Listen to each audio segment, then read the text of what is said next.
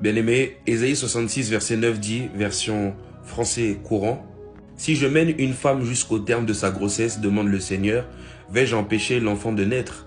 Si c'est moi qui prépare une naissance, déclare ton Dieu, ce n'est pas pour la rendre impossible. » J'aimerais dire à toutes les femmes qui m'entendent, que tu sois en couple, marié, non marié, célibataire, écoute bien.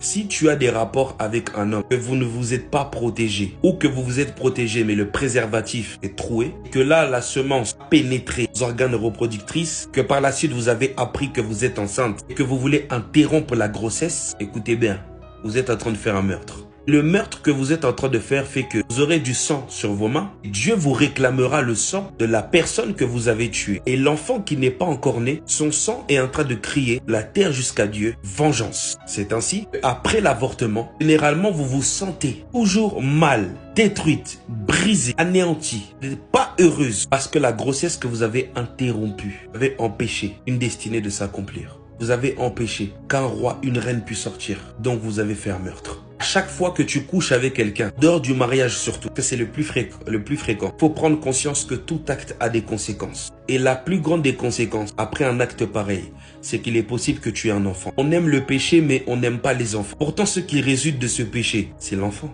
Généralement, vous tombez sur des hommes qui vous poussent à l'avortement. Généralement, pour la plupart de ces femmes, vous voulez garder l'enfant. J'aimerais dire à tous les hommes qui poussent les femmes à l'avortement, tu vas devoir assumer que tu es devenu baby papa. Tu vas donner la pension alimentaire à ce garçon ou à cette fille. Tu le veux ou que tu le veux pas. En faisant ce rapport avec cette fille, tu le savais. Tu aimes le péché, mais tu n'aimes pas les bébés. Tu dois devenir papa. Tu as décidé de devenir papa illégalement. Maintenant, prends le bébé là, éduque-le, élève-le. Que ce que tu fais aux os, c'est ce qu'on fera à ta fille.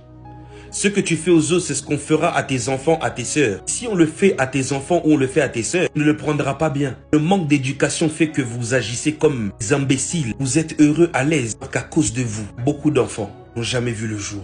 Bien-aimé, j'aimerais dire à toutes les femmes, au travers du verset que j'ai lu au début, peu importe comment ton enfant naît, dans quelles circonstances, c'est une grâce du Seigneur. Il ne l'a peut-être pas fait au bon moment. Et le fait que cet enfant naît, c'est une grâce du Seigneur. Il peut être né au travers d'un viol. Il peut être né de manière non consentie. Ce n'est pas un enfant que tu dois rejeter. C'est un enfant que tu dois élever. Parce qu'il est peut-être le futur président. Il est peut-être le futur grand ministre. Il est peut-être un futur grand homme de Dieu. Une grande star. Quelqu'un qui a une grande destinée. Tout enfant qui sort, peu importe quelle manière, dans le mariage ou en dehors, est un héritage de l'Éternel. On dit même que le fruit de tes entrailles est une récompense. La Bible dit, il donne une maison à celle qui était stérile. Il en fait une mère joyeuse au milieu de ses enfants. C'est une joie, c'est une grâce. N'avorte pas! Parce que quand tu avortes, tu vas détruire la destinée d'une personne. Presque toute ta vie, tu ne seras pas heureuse. Tu auras conscience du meurtre que tu as fait.